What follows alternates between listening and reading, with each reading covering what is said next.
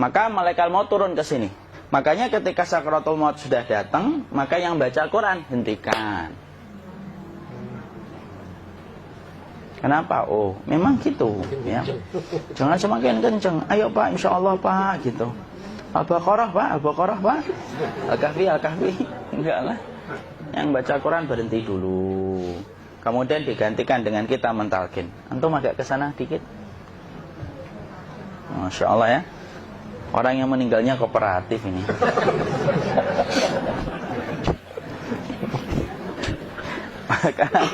maka agak ke sini ya. Maka disunahkan kita untuk mentalkinnya. Nanti ketika mentalkin jangan terlalu sering, jangan terlalu membebani. Jangan terlalu sering itu la ilaha illallah, la ilaha illallah. Tidak gitulah. Berat nanti dia ngerasakan. Di situ Imam Qurtubi juga menyampaikan, jangan terlalu sering karena itu memberatkan dadanya. Jadi ketika mentalkin saya sampaikan, boleh diganti atau enggak Ustaz? Enggaklah, talkin itu ibadah. Ibadah itu tauqifiyah. Tauqifiyah itu enggak usah diganti. Karena Rasulullah mengatakan lakinu ala mautakum la ilaha illallah. Talkin orang yang meninggal di antara kalian dengan la ilaha illallah. Enggak usah diganti Allah Ustaz yang lebih singkat, lebih pendek. Enggak usah. Subhanallah Ustaz, enggak usah. Kenapa? Karena talqin sudah ditetapkan ucapannya oleh Nabi, begitulah kita mencontohnya. Jadi tidak usah diganti. Cara mentalqin, jadi kalau keadaan sudah tenang, tolong kalau sudah sakaratul maut jangan ditinggalkan.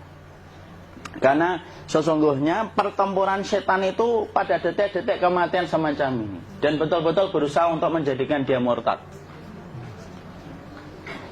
Nanti makanya di situ di buku nanti dibahas kan, pertempuran setan itu sampai detik-detik orang mau mati itu sudah ayo kufur, murtad aja tuh, kamu sakit kan? Nah, itu kayak gitu. Makanya jangan ditinggal. Capek gitu kok nggak meninggal gitu ya. Udah gantian mas.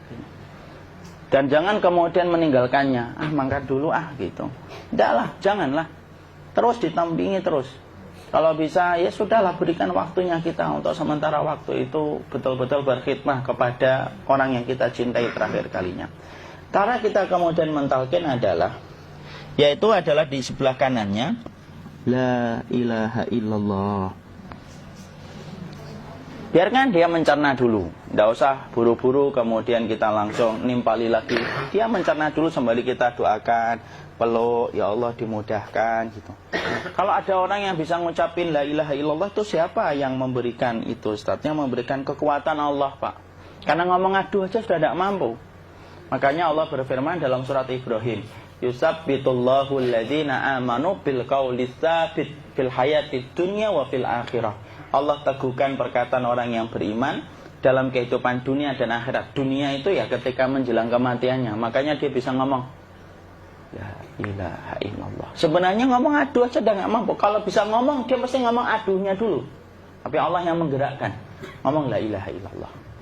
Makanya mangkana akhiru kalamihi la ilaha illallah dakhalal jannah. Barang siapa akhir kalamnya itu adalah la ilaha illallah, pasti masuk surga.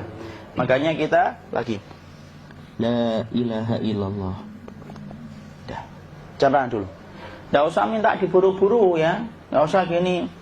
Ayo la ilaha illallah. Ayo.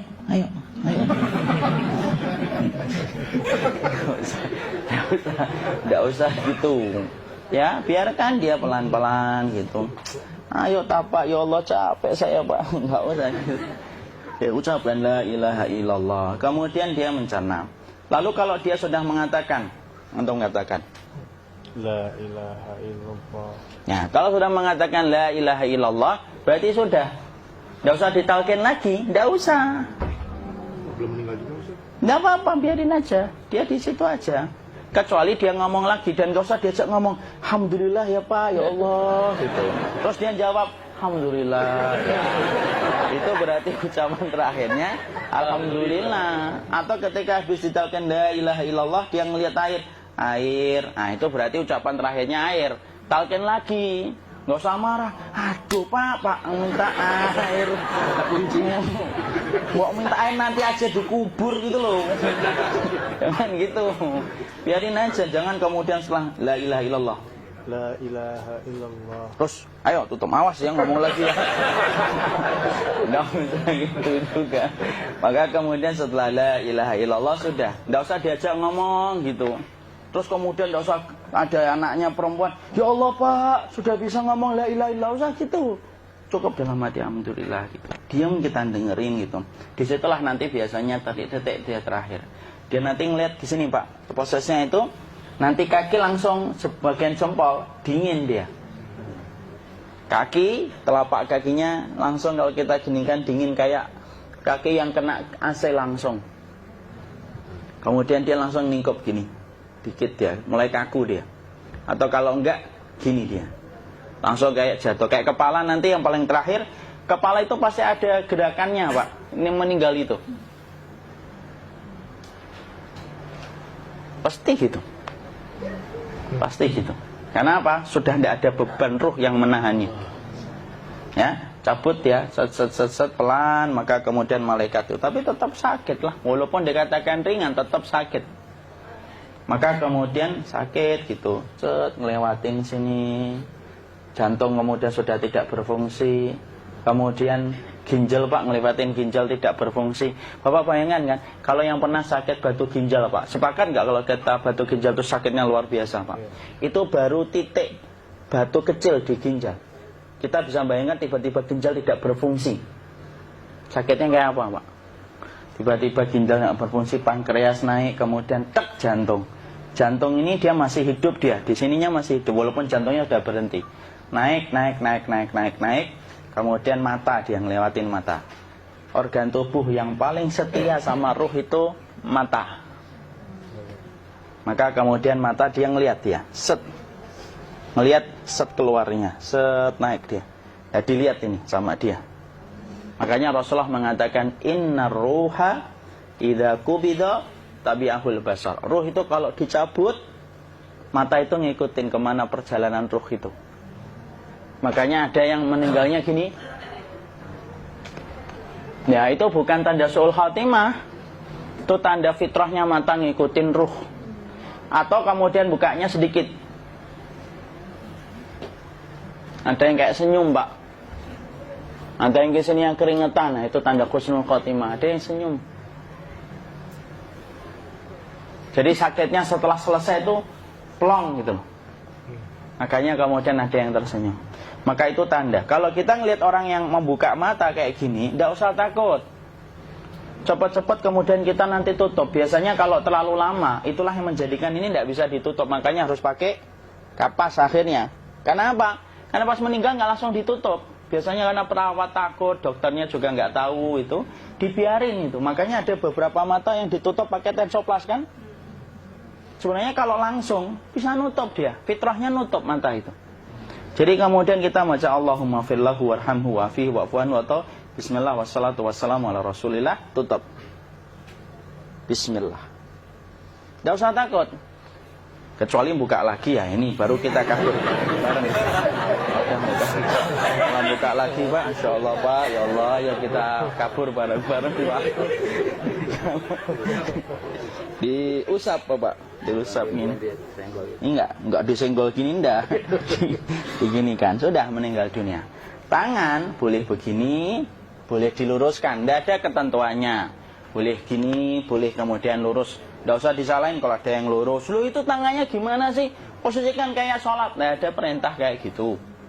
Jadi kemudian dikondisikan saja. Terus maka kemudian dipijit-pijit, akiknya dikeluarin, kemudian jamnya dilepas, gigi palsunya dilepas kalau ada, ya. Kemudian apa setelah itu? Coba buku.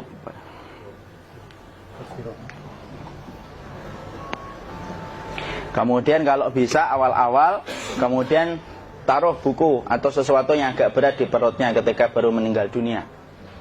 Kenapa kemudian ditaruh kayak gini? Bukan apa-apa, supaya membantu sisa-sisa pencernaan dia untuk keluar. Nanti Pak, biasanya kalau kita taruh agak yang berat gini, atau kemudian kita gini-gini kan, ini udah makan belum Maki? Udah makan belum makan kok udah gede ya?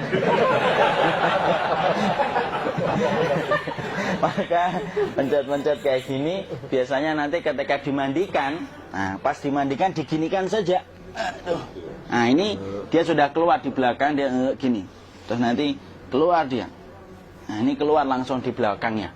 Dan memperlakukan orang kalau sudah meninggal dunia itu yang lembut gitu. Kenapa? Inna kasra admil mayyiti kakasri admil hayyi. Mematahkan tulangnya ketika orang sudah meninggal dunia itu lebih dia rasakan sakit ketika mati daripada ketika masih hidup. Tuh Islam itu sampai sama orang mukmin itu kalau sudah meninggal aja sampai selembut itu.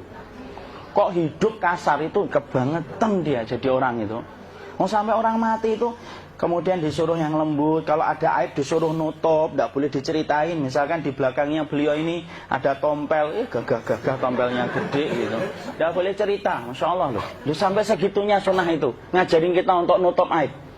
Kalau ada orang belajar sunnah sukanya buka aib, nyari-nyari kesalahan orang, sunnah yang mana dia pelajari itu, saya bingung. Makanya kemudian gini, setelah selesai, maka kemudian tutup dengan kain. Maaf ya, ya. Ya. Nanti kalau nggak kuat napas ngomong ya. Maka ditutup kayak gini, ditempatkan kemudian jangan di tanah, tapi di atas dipan. Karena apa? Syekh Abu Malik Kamal Said Salim dalam Sahih Fikih Sunnah menyampaikan supaya tidak cepat busuk. Dia taruh di atas. Kemudian ditutup pakai kain apa saja, ya, sembari nanti kita mempersiapkan tempat mandinya, tempat kafannya dan yang lain sebagainya. Maka kemudian kalau ada yang datang boleh dibuka. Kemudian kita mencium ininya apa? Kemudian keningnya. Kemudian kita berdoa, nutup lagi kayak Rasulullah ditutup. Kemudian yang datang terakhir itu salah satunya Abu Bakar. Dibuka kemudian beliau, ya Allah ya Rasulullah, engkau adalah orang yang percaya hidup dan matimu, dan tidak mungkin Allah itu mematikan engkau 2 kali ya Rasulullah. Maka kemudian ditutup kembali. Saat itu para sahabat dalam keadaan mendung semuanya. Maka disitulah kita lakukan kayak gini. Ditutup gini Ustaz ya. Kasihan tidak bisa nafas, insya Allah tidak butuh nafas lagi. Jadi kemudian kita semacam ini kita persiapkan apa yang bisa kita lakukan. Nah itulah proses kematian dari sakit sakaratul maut sampai kematian.